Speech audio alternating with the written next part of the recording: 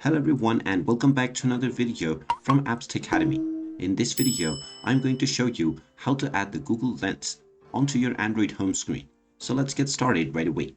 Now, if you haven't already installed the Google Lens application, open up the Play Store and then search for Google Lens. And once you find it, tap on the install button and this will install the Google Lens application on your device. Now, once it is installed, you will be able to find it within your app drawer. In order to add a shortcut on your home page, open up your app drawer and then search for Google Lens.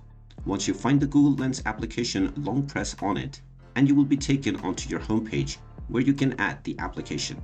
Once you drag the application to your desired location, it will be added as a shortcut right on your home page. And now you can tap on the application from your home page in order to open it right away. And there you have it. That is how easy it is to add a shortcut onto Google Lens within your Android home screen. If you find this video helpful, make sure you hit that like button and subscribe to our channel if you haven't done so already. Also ring that notification bell to never miss another update from us. Thank you for watching and I will see you again in the next video.